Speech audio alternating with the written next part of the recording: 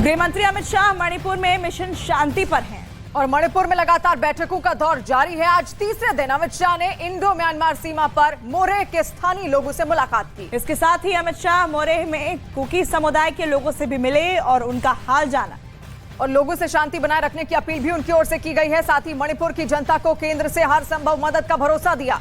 पिछले दिनों मणिपुर में जो भी हंगामा हुआ, लगातार मणिपुर में मीटिंग करने के पीछे अमित शाह का मकसद वहां शांति और सौहार्द को कायम रखना है।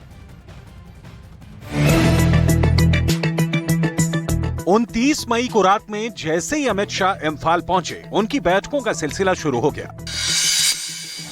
29 मई 2023 की रात में ही गृह मंत्री ने मणिपुर की स्थिति पर समीक्षा बैठक की। इम्फाल में अमित शाह ने राज्य के शीर्ष अधिकारियों और प्रमुख नेताओं के साथ वहां की स्थिति पर लंबी बैठक की। इसके बाद मणिपुर के हालात पर राज्यपाल अनुसुईया उइके से मुलाकात और चर्चा की। पिछले दिनों मणिपुर में हुई हिंसा में कई लोगों को अपनी जान गंवानी पड़ी थी और कई लोग अपने इलाकों से पलायन करने पर मजबूर हो गए। गृह मंत्री जानते हैं कि शांति बहाली और उसे बरकरार रखने में किसी भी समाज के विशिष्ट लोगों की खासी भूमिका होती है। लिहाजा 29 मई की रात से शुरू हुआ बैठक और मुलाकातों का सिलसिला दौरे के दूसरे दिन यानी 30 मई को भी जारी रहा। 30 मई 2023 को गृह मंत्री अमित शाह ने मैतेई समुदाय की महिलाओं के ग्रुप के साथ चर्चा की। उसके बाद वहां की सिविल सोसाइटी ऑर्गेनाइजेशन के साथ बैठक की। फिर इम्फाल में मैतेई समुदाय के प्रमुख गणमान्य लोगों के साथ बातचीत की। इसके बाद गृह मंत्री मणिपुर के चुराचांदपुर पहुंचे और वहां कुकी समुदाय के गणमान्य लोगों के साथ चर्चा की और वहां के सिविल सोसाइटी ऑर्गेनाइजेशन के लोगों के साथ भी बात की। शाम को केंद्रीय अर्धसैनिक बल और सेना के अधिकारियों के साथ सुरक्षा व्यवस्था पर समीक्षा बैठक की। फिर देर रात बीजेपी के साथ राज्य की सत्ता में शामिल एनडीए के विधायकों के साथ बैठक की।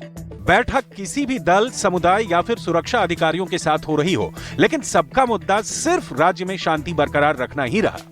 अमित शाह की बैठक का मकसद सिर्फ मणिपुर में शांति बनाए रखना और वहां के लोगों को एकजुट रखना रहा। बैठक में अमित शाह ने एजेंडा साफ कर दिया कि मणिपुर में सभी को शांति के साथ एकजुट होकर रहना है।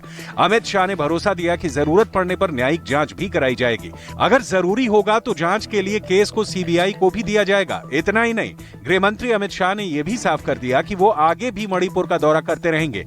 इसके साथ ही अमित शाह ने मणिपुर को केंद्र से हर संभव मदद देने का भरोसा भी दिया। अमित शाह ने साफ संदेश दिया कि जो भी अवैध हथियार रखेगा उसके ऊपर कड़ी कार्रवाई होगी।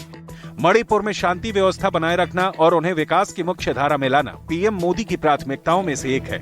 इस हिंसा के बीच अमित शाह का जाना साबित करता है कि केंद्र सरकार मणिपुर के मसले पर कितनी गंभीर है और वो हर हाल में मणिपुर में शांति बहाली चाहती है।